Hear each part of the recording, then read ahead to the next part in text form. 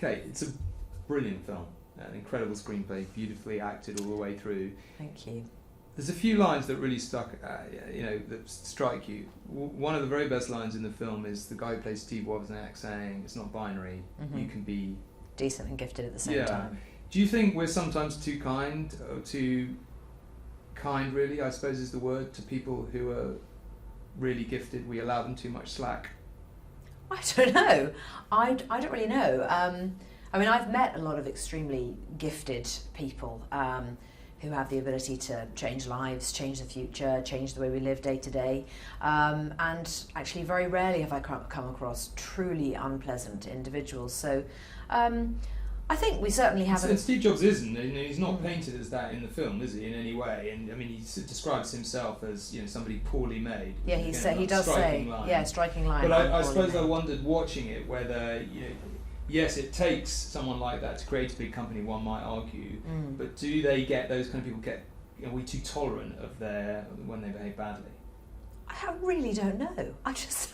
It's funny because people do keep saying to myself and Michael Fassbender, what do you really think about these types of people? What is your impression of Steve Jobs? And we're like, we're just actors who were in the film, and we very much tried to really focus on the script and make sure that we were telling the story that had been written for us to tell. I mean, one thing I would certainly say, my take home and my impression of Steve Jobs, I think if I'd met him, I would have treated him, if I'd been the real Joanna Hoffman, I would have treated him in exactly the same way. I think because with people like that, they want to be surrounded by real people. They want to, he is a human being, and the character of Joanna Hoffman that I play, she always saw him as a human first, as opposed to a brilliant brain or a machine. She saw him as a man and ultimately as a friend. And ultimately that does come across pretty well in the film, because his humanity is clear. It's a very three-dimensional film. The other thing that strikes me about it is that it's very intense to watch, and it's almost like directorially it's an interesting film. It's almost like the whole thing was shot in one building, which I know I'm sure isn't the case. Well, the scenes are very long, and they're very intense. Was that a deliberate, did he talk to you about that was how he was going to shoot it? Yes, he did, and it was written that way. So Aaron Sorkin, who wrote the screenplay, his intention was to write it in 3 separate acts, in 45 minutes for each act of continuous time, continuous dialogue. And so for the actors, that means lots of continuous talking and continuous takes. If you're shooting a 13-page dialogue scene, that's a 9-minute take, and there are no cuts, and you don't stop. And it's really hard to sustain that level of energy, but at the same time it's fantastic, because it means that by the time you've been shooting all day long, you're on performance 100 by the time you are really making the scene work. And that's largely to do with the fact that we did spend a lot of time in the rehearsal room, really making sure that we knew certainly what didn't work for each scene, so we could get all the mistakes out the way, experiment as much as we wanted. And when we walked onto the set, we were really, we were rehearsed and ready to go. The other thing about it, there's been some controversy about fact against fiction, which you always get with movies like this. One of the slightly uncomfortable things, in one sense, watching it, is that Michael Fassbender is so good as Steve Jobs, and you're so good. You kind of feel like, okay, I'm watching reality here, and then you come out and you think, well, maybe it's hard to get the idea that is Steve Jobs out of your head. Well, I think it's very important to stress that no one is saying that this is a biopic. In fact, quite the opposite. We're almost banging away it's not a biopic. Aaron Sorkin himself has said several times that he knew that he didn't want to do that. He had no interest in writing the cradle-to-grave story where you land on the individual's greatest hits and you highlight those and shove it into a movie. He wanted to write something different, and so whilst in the film there are facts and moments that happened and real events and real people, there is a lot that's imagined on the part of Aaron Sorkin, and no one's pretending that isn't the case. So, for example, Joanna Hoffman, who I play, absolutely existed and exists, and I've spent a great deal of time with her. She was head of marketing for the Macintosh team. She worked for Steve actually for only 5 years and left to have a family. In our film, she worked for him for 14 years. John Scully, played by Jeff Daniels, after Steve was fired from Apple, those two men never met or spoke again. And in our film, he does reappear in the latter stages of Act 2 and as well in Act 3. So there's absolutely been some play with reality. But Michael, as you say, he's so convincing as Steve. And I will share with you one thing, which is that Joanna Hoffman, when she saw the film, she wrote me a lovely email and she had really enjoyed it. And she did say, please say to Michael Fassbender that it was lovely to have the opportunity to see some of the real Steve come through. Well, and that was lovely. You're both very convincing, and in a sense that's what's remarkable watching it. And I suppose what I wonder is whether it's a little bit uncomfortable. There has been a bit of controversy, around Apple and so on with this, given how recent, he only just died. Many people who knew him very well are still alive. Does that feel uncomfortable sometimes when you're going and shooting something like this? Are you aware that that's lying around in the background? Well, I don't think anyone was ever trying to be unpleasant. I think if we were trying to change facts or say that something simply was something that it wasn't, I actually feel that the film really celebrates this man's genius mind and what he did in terms of totally transforming how we function and communicate today. He was a visionary genius. He somehow saw into the future and saw exactly what we're living with right now, which is that it's almost impossible to use a BlackBerry these days. The man was extraordinary, and I think anyone of note like that who has done something and created something that has made a dent in the universe deserves to have a good, strong film made about them and a story told like this one, which I really do believe highlights just how extraordinary the man was. Finally, do you think it inevitably takes a man like that? I mean, he describes himself as poorly made. He's incredibly focused. Sometimes he's not very nice, but he's decent at heart. It's a very vividly drawn portrait, in fact, of both of you. Do you think it inevitably takes someone like that to build a company like Apple, which, after all, is one of the titans of modern business? I think it certainly takes extraordinary tenacity and courage. I mean, for sure. I mean, I'm not a tech whiz at all, quite the opposite. I tend to break these devices as soon as I pick them up. I just sort of either drop them or I drop them, or they sort of just fix the battery light. Look that would like be good. They're about to spontaneously combust. I kind of do things and I sort of go, oh, what's it doing? I certainly do think that it really does take guts and genuine vision, like Steve clearly had.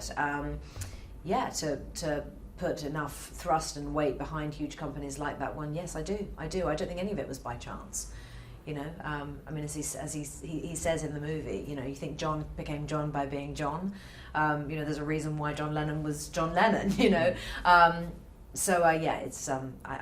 think he's an extraordinary man, and I feel very proud to be in this film. When I saw it for the first time, I was truly overwhelmed and quite surprised by how overwhelmed I was. That this film is, yes, it's about Steve Jobs and these key moments in his life, but it's also almost not about Steve Jobs at all. It's about how we all function and how we all communicate today, and it catches you by surprise, that feeling, and the movie ends and roll credits, and what do? You switch your iPhone on. And then have a bit of a cry. It's great. I'll leave it there. Thank you very much. Thank you. So, Michael, we're not saying that, no one is saying that this is a biopic. It's obviously a kind of an impressionist portrait of Steve Jobs. So I'm just wondering, when you kind of, you're posed with the challenge of capturing someone who's a real person, but you're also taking artistic license, how do you go about preparing for the role? Just really by paying attention to the script, just a lot of the work was with the script, reading it over and over again, and just trying to get the rhythms and all the information of, in the story that we were telling was in that piece of writing. So I just stayed faithful to that, and then I watched YouTube clips, whatever I could, of interviews, speeches, seminars of Steve Jobs, and that was really it.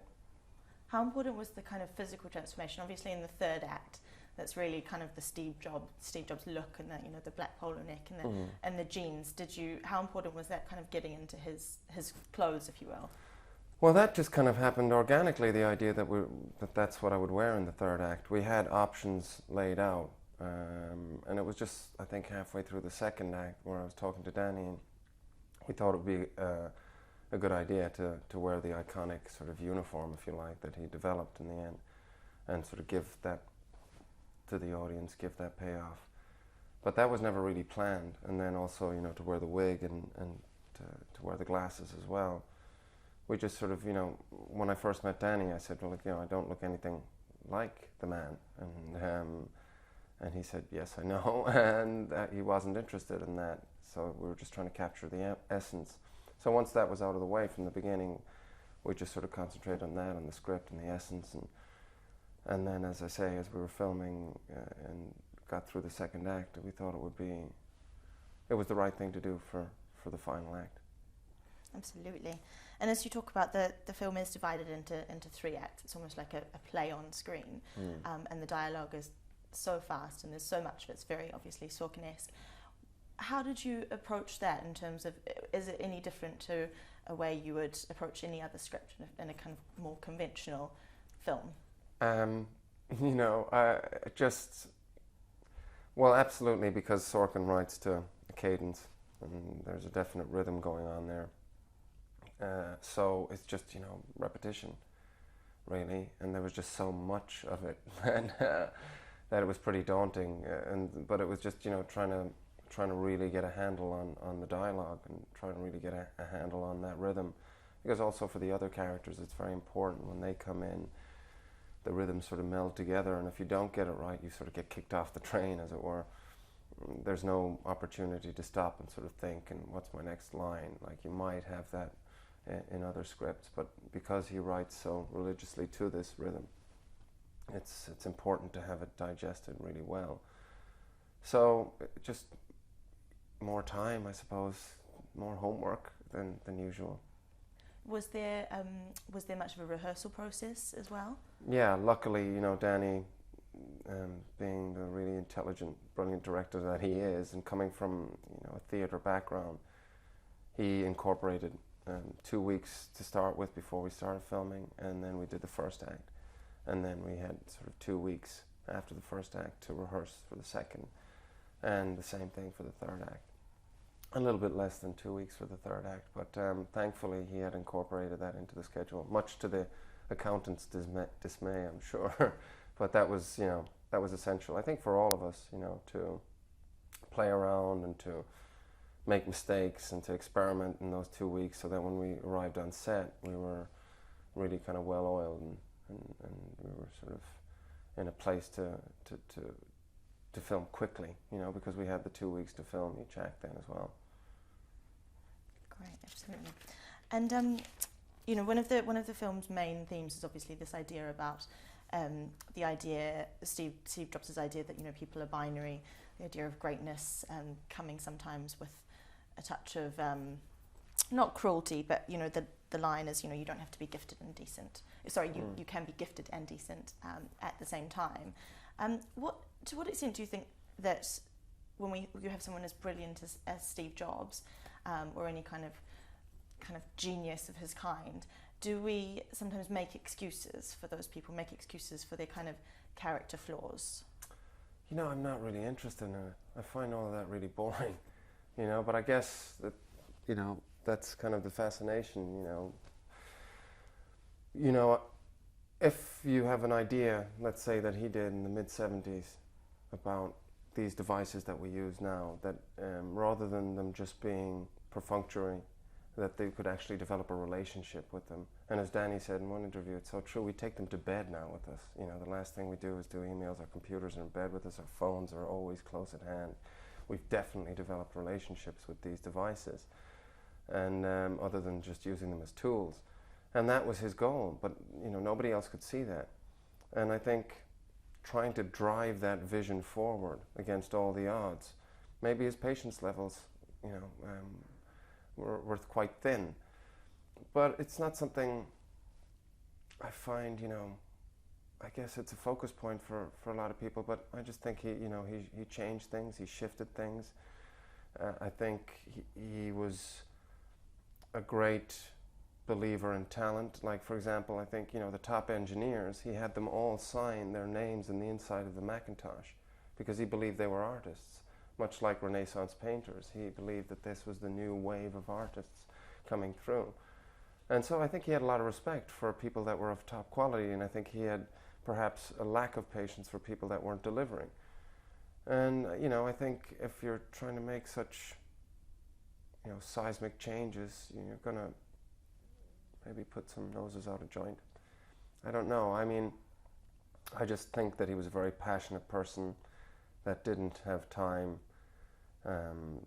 for people that weren't delivering. And you know, I think that focus and that drive was so intense that sometimes, people could be hurt along the way. Great. And just finally, you know, you're obviously fantastic as a character. When you were first reading the script, obviously he passed away in 2011. Is it something that you kind of thought about when do you think, not that there's a kind of a time limit on these things, but is it something that you thought, you know, I need to tread carefully here, or is that ever a consideration that you made?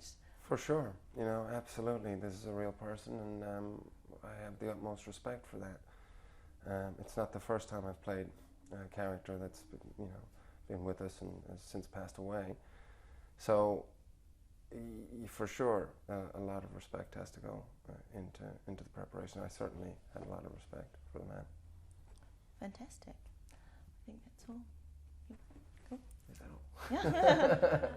Oh, great, fantastic. Okay. Well, sorry, just so that I expand on that, I'll just ask that in a different way, because obviously I'm not going to be in it. So, to what extent do you think that there is a kind of a time limit on making a film about someone who has passed away? I don't think there really is. I think anybody who's changed the way we live. So, like I said, you know, in such a great scale, in so many ways, the way we communicate to one another, the way we listen to music, the way we even shop, you know. For example, you know, when most stores in high streets were suffering because of the internet, which he was part of in internet shopping, he opened up stores with 40 staff members on the floor and totally changed the mold. It's like a Henry Ford multiplied by 1,000, and you know, we are living this change now, and it will continue to grow. But he was at the forefront of it, so I don't think there's a time limit on that sort of story. Fantastic. That is me. Cool. Thanks. Thank Cheers. you so much, Michael. Thank you. That was great.